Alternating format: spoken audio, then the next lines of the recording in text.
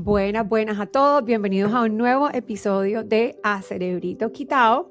Hoy estamos conversando en la parte 2, salud mental, ansiedad y medicación, con el doctor José Mantilla. Vamos a hablar un poco más y profundizar un poquito más sobre diferentes trastornos de salud mental que vemos bastante en práctica, incluyendo la ansiedad, y cómo manejamos el tema del medicamento. Si nos acompañaron en la primera parte, hablamos un poco sobre el TDAH y los medicamentos, desmintiendo un poco los mitos y aclarando un poco de dudas acerca de cuándo utilizarlos, cuándo no, cuáles son las dosis que se manejan y cómo se determinan esas dosis. Pero hoy vamos a entrar en un terreno que genera incluso más dudas: la ansiedad, la depresión, los antidepresivos y cómo saber cuándo realmente es momento de buscar ayuda. Y para eso recibimos con mucho cariño al doctor José Mantilla, quien nos acompaña hoy. Él es psiquiatra de niños, adolescentes y adultos. Bienvenido, José, ¿cómo estás? Hola, qué rico verte otra vez, doctora Pau.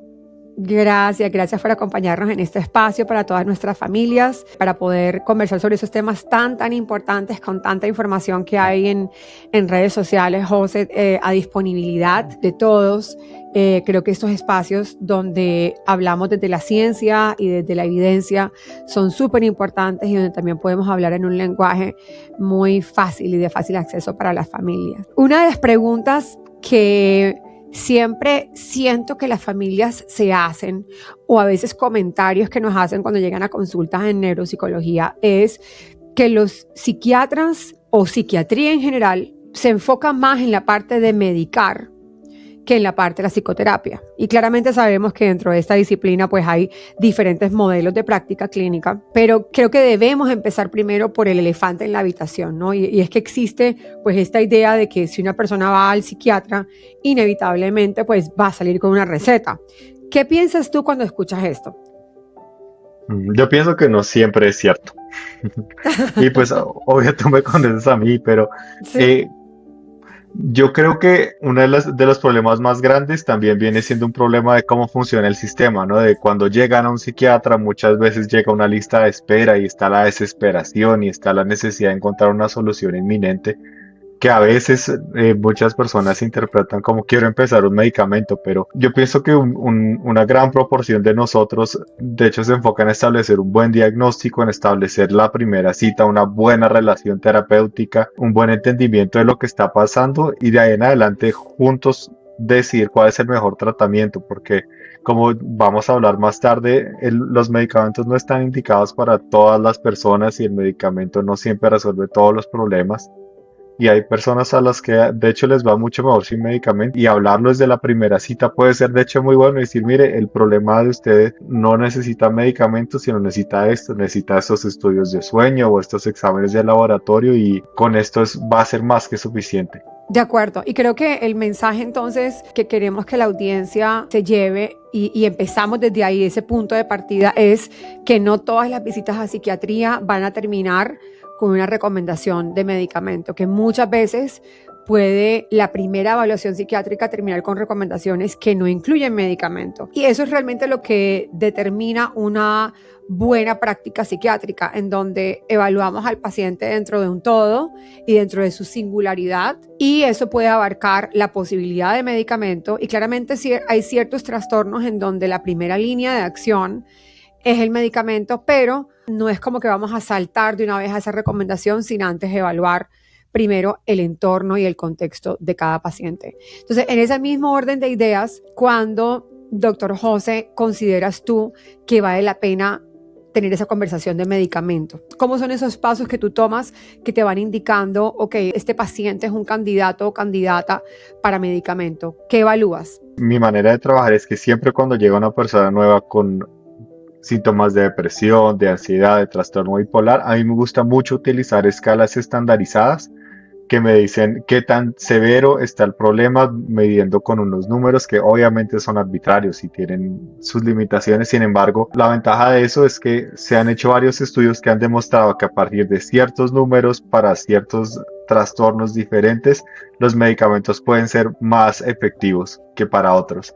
Por ejemplo, para depresión mayor, que es la mayoría de los casos, están dentro del rango de un trastorno no tan severo. mild Ujú, en sí. el PHQ. Y entonces, para la gran mayoría de esos casos, el medicamento, cuando uno mira estudios grandes de cientos de personas, la diferencia en puntaje a 1 mes y a 2 meses es 1 o 2 puntos, que es muy bajito. 1 o 2 sobre 9 muchas veces no es una diferencia, no para todo el mundo. Hay personas que les da mucho, pero en general son beneficios muy, muy limitados, pero los efectos adversos y la necesidad de tomar Ujú. lo que uno necesita no está ahí. Pero, por ejemplo, para personas que tienen síntomas un poquito que los limitan más, que la ansiedad hay veces que no deja que las personas salgan de la casa, que no puedan comer, no puedan dormir, ahí es un momento donde sí vale la pena más sentarse y evaluar qué rol pueden tener diferentes intervenciones, entre ellos los medicamentos, para salir lo más rápido posible, porque sabemos que la depresión y la ansiedad causan inflamación cerebral y causan cambios en las conexiones del cerebro, y mientras más duren sin tratamiento efectivo, más probable es que se queden. Y entre más agresivos seamos con el tratamiento y más efectivos seamos con el tratamiento, es más probable que logremos cambiar esos circuitos. Me encanta el camino que le va dando a la conversación porque siento que muchas veces pensamos que los trastornos del ánimo, como son la depresión mayor, o persistente o crónica, al igual que la ansiedad, son únicamente trastornos que afectan la emoción del paciente y no nos damos cuenta a simple vista que son trastornos que también tienen una neuromodulación porque van creando nuevas redes y nuevos patrones de la estructura de cómo nosotros vamos pensando y modulando estas conexiones cerebrales que llegan a terminar, por ejemplo, en, como acabas de mencionar, síntomas de inflamación que pueden también inclusive afectar cómo una persona piensa.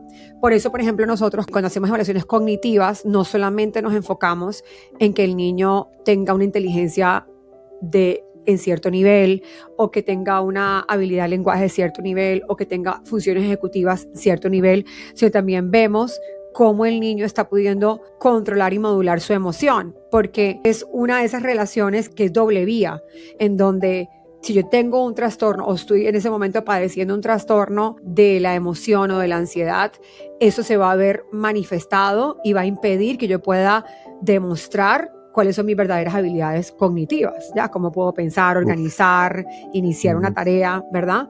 Y viceversa, también cuando yo tengo, por ejemplo, dificultades cognitivas, eso también me puede llevar a desarrollar síntomas de ansiedad y depresión, porque voy a verme diferente y me voy a sentir diferente que el resto de mis compañeros. Ujú. Entonces, tendemos a pensar muchas veces que la parte como neurocognitiva del pensamiento y del cerebro está como separada de la parte emocional y que podemos simplemente separarlas y no, esta persona es muy inteligente pero tiene depresión, o esta persona tiene una discapacidad intelectual pero no vemos la parte, por ejemplo, emocional, y yo siento que tenemos que aprender a integrarlo y ver al Uf, paciente como un todo, ¿sabes? Eso es lo primero que necesario. rescato de lo que acabas de decir, y creo Sí. que lo segundo, antes de que pasemos al siguiente tema, es cómo estás guiando tu práctica desde la información en la literatura y la investigación. Es decir, no es simplemente una práctica en donde el paciente llega y por cumplir ciertos síntomas de criterio de diagnóstico ya automáticamente, bueno, califica para medicamento,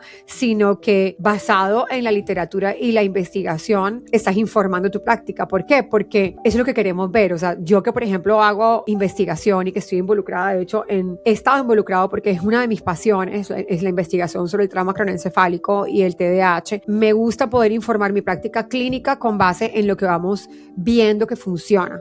¿Sabes? En qué niños, por ejemplo, se Ujú. manifiesta más la atención, de dificultades en la atención que tienen que ver, por ejemplo, con el flujo verbal, en cuáles se puede manifestar más, por ejemplo, síntomas de disfunción ejecutiva, de las funciones ejecutivas.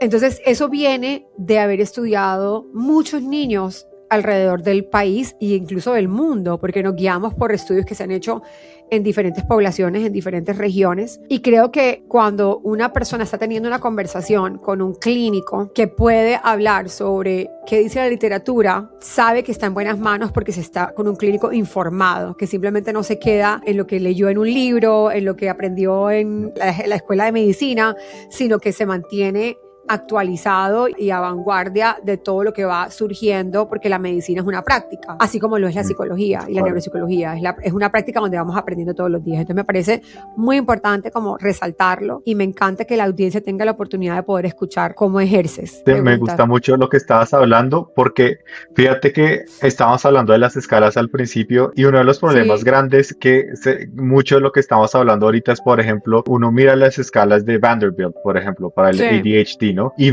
tú miras y esas escalas tienen síntomas de ADHD, de ansiedad, de depresión, y de verdad poder mirar esas escalas y decir, bueno, estas son hipótesis, ¿no? Y cómo encontramos cuáles son los huecos en la información, ¿no? Tenemos ya los datos y la información y me gusta mucho eso de uno saber interpretar la literatura médica y también saber, bueno, dónde están los huecos, ¿no? Si uno tiene PTSD o tiene ansiedad, pues te va a costar mucho enfocarte en lo que está pasando en el colegio, ¿no? Y si te pongo escalas de ADHD, seguramente vas a dar positivo para síntomas inatentos y de pronto alguno que otro hiperactivo, pero ¿es esto ADHD? ¿Cómo, sabes cómo podemos poner esas escalas o esa información en uso del paciente, personalizado? Eso se me hace que es lo más difícil y me gusta mucho que lo hayas puesto así, ¿no? Cómo nos informamos de los cientos de pacientes y al final lo que más importa es lo que tenemos al frente, ¿no? Correcto. Y que podamos interpretar esos resultados que vemos en cientos de pacientes en el contexto del paciente que tenemos al frente. ¿Sabes? ¿Qué significa para ese paciente que tenemos al frente? Creo que también ayuda mucho como a cambiar la pregunta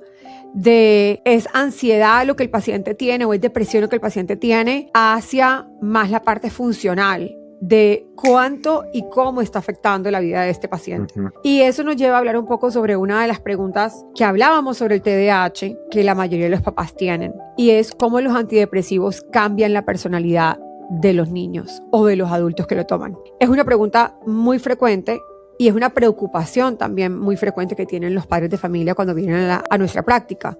Mi hijo va a dejar de ser él, ¿cómo le va a afectar este medicamento en su diario vivir? ¿Qué piensas de esta preocupación y cómo la abordas en tu consulta? A mí me alegra mucho cuando los papás me traen preguntas de esas, porque para mí significa, esto me importa, para mí el valor principal es que mi hijo sea quien es él. La persona creativa, la persona que tiene tanta energía, que es tan contenta, eso. Y me gusta mucho cuando los papás vienen con esas preguntas porque me ayudan a entender qué es lo que más les importa y cuáles son los miedos más importantes. Porque esos miedos informan el tratamiento y esos miedos también de alguna manera se comunican en la familia. Y poderlos traer abiertamente me parece lo más importante. Y esta pregunta específicamente me parece una pregunta muy bonita porque hablando de evidencia, es de esas preguntas de las que tenemos bastante evidencia y es en general los antidepresivos no es que creen una personalidad nueva ni nada por el estilo. De hecho, en los estudios en personas sin diagnósticos psiquiátricos se han probado los efectos que tienen estos medicamentos en la personalidad y para la gran mayoría de personas no hay ningún cambio en ningún funcionamiento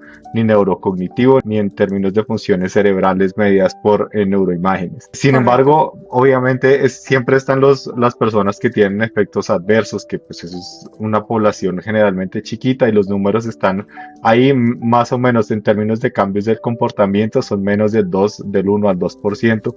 Los efectos más adversos son gastrointestinales, los más comunes.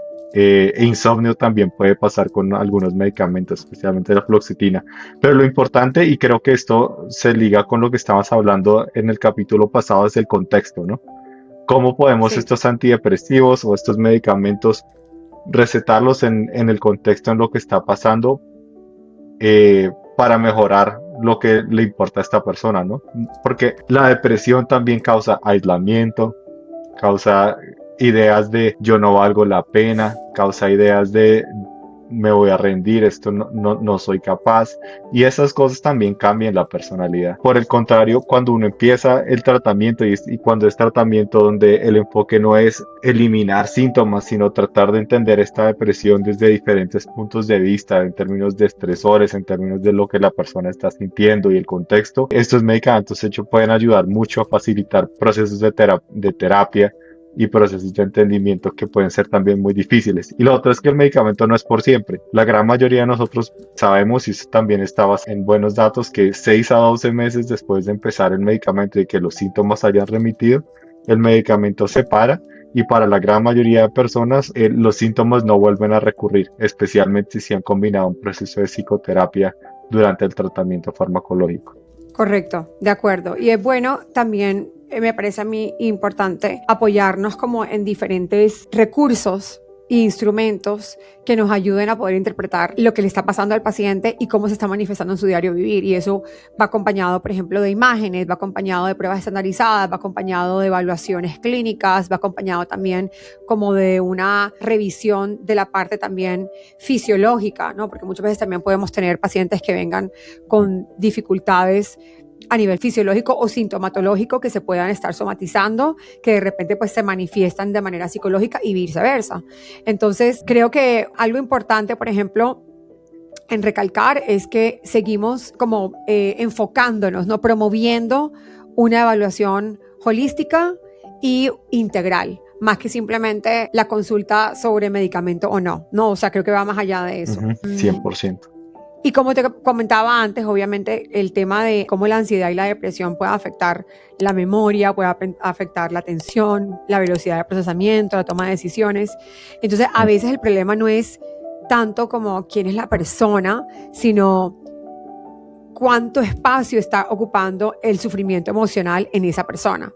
Y creo que también nosotros conversábamos sobre esto al principio de alguna de nuestras conversaciones en nuestro Grand Rounds, es cómo lo que el paciente sufre y cuánto le está costando a ese paciente como poder vivir una vida funcional es un factor clave, ¿sabes? En cuando uno piensa en el medicamento o no el medicamento. Yo escucho mucho, José, también que los medicamentos tapan el problema, ¿sabes? Algunos padres me dicen, bueno, pero es que el medicamento es una curita y yo no quiero tapar el problema, quiero llegar a fondo. Cuéntame tú qué piensas sobre esto. Que yo pienso que sí, pero no. O sea, no considero que sean una cosa que tapa el problema y generalmente si uno receta el medicamento sin hablar de algún problema específico o si uno hace una historia clínica sin evaluar lo que está pasando en el paciente, o me están haciendo bullying o me cuesta entender lo que está pasando alrededor o en mi entorno o me siento triste porque me han pasado cosas muy difíciles. En ese momento, primero el medicamento lo más probable es que no sea efectivo y que puede tener efectos secundarios. Y lo segundo es que muchas veces para las personas poder procesar las situaciones difíciles por las que están pasando, el medicamento ayuda no a sedar ni a bajar el problema, sino ayuda a que las funciones naturales del cerebro, la serotonina natural que tiene el cerebro, ayude a distanciar más las emociones de la parte cognitiva y eso ayude a evaluar de una manera nueva lo que está pasando. O sea, lo que llamamos neuroplasticidad, ¿no? La capacidad de nuestros cerebros de crear nuevos circuitos y nuevas maneras de evaluar lo que está pasando. Y la idea de cómo pensamos que funcionan estos medicamentos es favorecer esa neuroplasticidad para poder entender algo, sea un sentimiento o una situación externa, de una manera distinta en un proceso de terapia. De acuerdo. 100%. Y creo que es un mensaje muy importante que los papás deben recibir cuando están en consulta psiquiátrica, es entender qué tanto peso tiene o cuál es el beneficio más bien del medicamento versus la consecuencia de no explorarlo, por lo menos darle la oportunidad no explorarlo. Y muchas veces hay más miedo realmente que consecuencias adversas al tomarlo y estamos dejando de probablemente como saber o de darnos cuenta de cuáles son los beneficios que muchas veces son múltiples para las personas, sobre todo los niños, en el tomarlo, ¿no? Simplemente porque tenemos obviamente ese miedo entendible, como padres de familia, pues es entendible tener ese miedo en cómo puede un medicamento pues afectar la vida de nuestros hijos o cambiar su personalidad. Y aquí quiero hablar un poco, aprovechando pues esta conversación, hablar un poco sobre algo que también vemos todos los días, José, en práctica, y es niños que parecen distraídos y padres que piensan que es TDAH o inclusive autismo, pero luego encontramos una profunda ansiedad. Nos ha pasado muchísimo inclusive con la ansiedad social o la fobia social o inclusive hasta problemas de sueños significativos o estrés. Y nosotros obviamente también entendemos por qué se confunden, pero quiero que tengamos esa conversación en el podcast. Cuéntame cuál es tu punto y ahorita de vista. mismo, ¿no? Sí, Viste hace 2 meses que están cambiando el DSM, ¿no? El manual estadístico precisamente por esto, por porque eso, basado en 100%. síntomas es difícil a veces saber Muy y las difícil. cosas se sobrelapan tanto, ¿no? Y me Sí, parece muy bonito y esto se une a lo que estamos hablando al principio de una evaluación que puede incluir diferentes instrumentos, diferentes settings y entender cómo funciona el colegio, cómo funciona el consultorio, cómo funciona con los amigos, con el papá, muéstrame Sí, videos, hoy en día hay tantas herramientas para poder uno evaluar. sí, Que yo pienso que eso debería ser como lo nuevo normal y tengo muchas ganas de ver cómo el nuevo manual estadístico va a involucrar los biomarcadores y esos diagnósticos que sí, se sobrelapan, ¿no? Porque esa es la correcto. otra. También uno mira los estudios de comorbilidad y copresentación y el TDAH y como entendemos que muchas de estas situaciones involucran neurodesarrollo, o sea, el Sí, desarrollo del cerebro y las conexiones del cerebro, pues es natural que si hay una conexión más lenta entre la parte frontal y la parte ejecutiva, lo que estábamos hablando en el capítulo pasado de las funciones del jefe del cerebro de delegar, pues es también posible que las emociones más fuertes le ganen a las otras emociones y eso cause ansiedad, por ejemplo. sí. Entonces, sí, eso es una limitación grande Grandísima. del manual Estoy estadístico, ¿no? 100% de acuerdo contigo y creo que también es una crítica que se hace bastante, es bastante común también verlo en práctica cuando no utilizamos pruebas estandarizadas o escalas. ¿Sabes? Porque Ujú. aunque las escalas tienen limitaciones, por lo menos estamos utilizando una medida objetiva. ¿Sabes? Un baseline, un inicio, una medida más allá de simplemente mi apreciación clínica. ¿Por qué? Porque la apreciación clínica de las personas pues es algo muy subjetivo, puede Ujú. cambiar, o sea, lo que yo puedo interpretar como demasiado, como frecuente, sobre todo si frecuente no está definido, ¿sabes? Ujú. Frecuentemente, Sí, ¿qué significa sí, frecuentemente? ¿Cuántas veces? sí, Y eso, por ejemplo, yo con mis sí. estudiantes de posgrado, cuando rotan conmigo, es algo de lo que hablo mucho, de cómo poder inclusive nosotros dentro de la misma profesión tener ese pensamiento crítico y decir, espérate, o sea, si yo tengo una prueba donde esa prueba es observacional, o sea, que se está basando en la observación y yo estoy midiendo frecuencia, pero no hay una guía, una regla, ¿sabes? Una pauta que me diga, bueno, pocas veces es tantas veces, Ujú. frecuentemente es tantas veces, muchas veces es tantas veces. Entonces tengo que yo mismo como clínico establecer esas medidas para mí. Uno, para yo mantenerme uniforme y justo con el proceso de Ujú. evaluación. Pero Sí. entonces tengo que también ver en qué contexto pasan esas muchas veces, pocas veces y frecuentes veces. Ya, porque obviamente cuando diagnosticamos a nivel clínico, lo estamos haciendo al ojo, ¿sabes? Ujú. A cuerpo cierto, lo que yo estoy viendo, ¿sabes? Y no estoy Me suena. realmente Ajá. me suena, me parece, lo interpreto. Entonces, si yo, por ejemplo, tengo dudas, hay muchas veces que los diagnósticos son muy claros, ¿sabes? Tú puedes tener un paciente en consulta y tú ves TDAH, cuando es claro, pero hay muchas Ujú. veces que tú como clínico puedes tener la duda, ¿sabes? ¿Será que esto es autismo? O sea, ¿se está manifestando más la parte de las limitaciones sociales del autismo o esto es más bien una fobia social muy severa?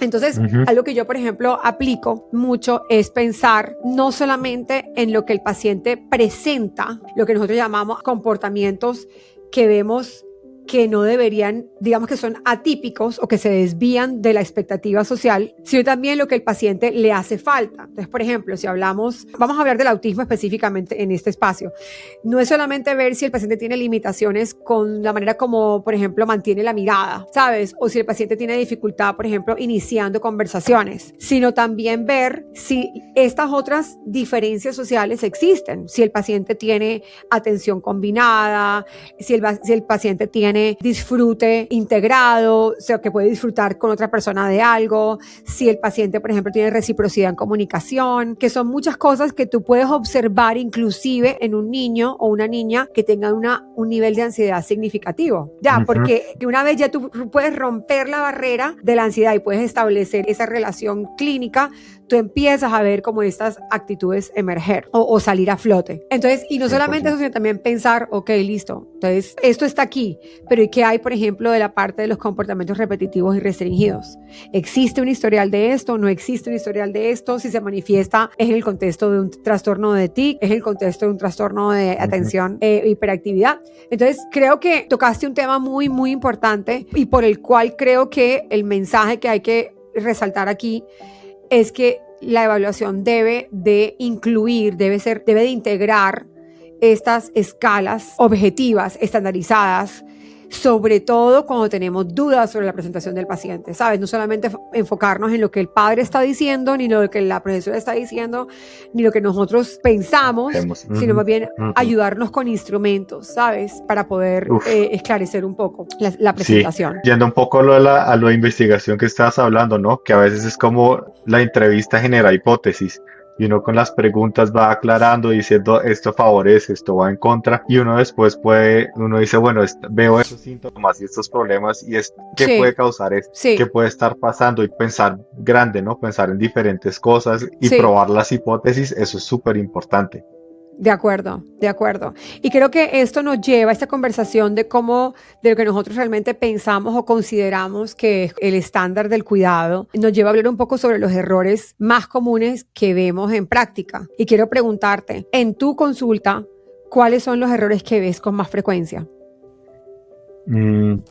Yo pienso que lo más importante es establecer una entrevista que involucre, como estabas hablando, holísticamente lo que está pasando, y para mí un error común es asumir esto es depresión, esto es ansiedad, sin hablar de cosas como bullying, uso de redes sociales, trauma, dificultades en la familia o en general. Hay personas a las que les han pasado cosas muy difíciles y nunca se hablan, o familias que han pasado por cosas muy difíciles que tampoco se hablan, y esas cosas se transmiten, ¿no? Los niños son súper inteligentes y súper intuitivos, y también tiene una cosa que es muy bonita, pero al tiempo también es muy difícil, y es que muchos niños absorben, ¿no? Como que los papás están preocupados y los niños dicen, yo estoy preocupando a mi papá, yo estoy haciendo esto, ¿no? Como que la manera de entender lo que está pasando en el entorno muchas veces es, en el término del desarrollo, es normativo decir es culpa mía, ¿no? Sí.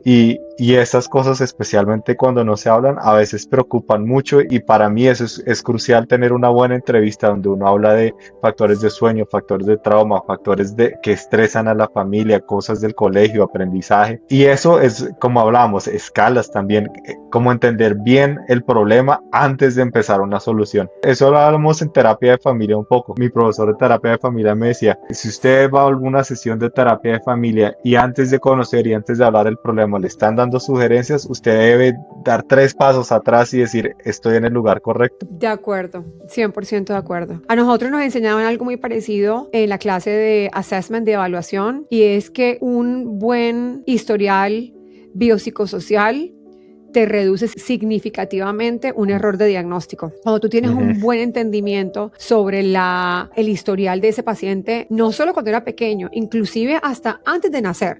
Y por eso es que, por ejemplo, nosotros en consulta, bueno, tú que sabes y has visto pues obviamente nuestra documentación, nosotros vamos tan atrás como el periodo de gestación, qué vivió la mamá en el periodo de gestación, cuántos meses nació el niño, qué tipo de problemas médicos tuvo, cómo fue su historial o su vivencia perinatal. ¿Estuvo o no estuvo en unidad de cuidados intensivos neonatal? ¿Qué tipo de profesionales o especialistas lo tuvo que atender o lo tuvo que seguir? Porque no solamente hay una relación entre el contexto familiar y posible trauma, inclusive hasta cómo está funcionando la parte social, sino también factores médicos que a veces vienen de nacimiento, pueden ser genéticos o se pueden presentar, digamos que después del nacer, o identificar después del nacimiento, y también cosas o situaciones que se van dando en el entorno que a veces no pensamos, y es por ejemplo la parte de nutrición y la parte sueño, y pensamos que tienen muy poca influencia, pero en realidad son factores muy importantes que también hay que evaluar. Tú no sabes cuántos niños han venido a consulta por TDAH y resulta que el problema es que tienen problema de sueño y tienen apnea de sueño. Ojo, muchas veces puede coexistir. Puede coexistir. 100%, es la norma un poco. Es la norma, sí. Exacto. Pero en otras oportunidades, cuando ya arreglamos y tratamos e intervenimos el tema del sueño y logramos que ese niño, a través de cualquiera que sea la intervención, sea que se le haga una cirugía para remover la amígdala o las adenoides, vemos muchas veces cómo se puede mejorar significativamente la sintomatología, o en algunos casos inclusive hasta desaparecer por completo. Entonces me encanta que hayas mencionado todos estos factores que son tan y tan importantes, y que creo que como profesionales de la salud tenemos que tener en cuenta, porque es muy fácil, sobre todo cuando tú estás en práctica privada, y esto lo conversábamos también de cómo nos gusta a ambos todo el tema de la academia y de poder tener como estas rondas de intercambio de información y de experiencia clínica son tan edificantes y tan nutritivas a nivel cognitivo y a nivel profesional, tanto para nosotros como clínicos como para nuestros estudiantes, porque nos permiten poder aprender de las otras disciplinas e ir nutriéndonos de esas otras disciplinas, ¿sabes? Me encanta poder ver cómo psiquiatría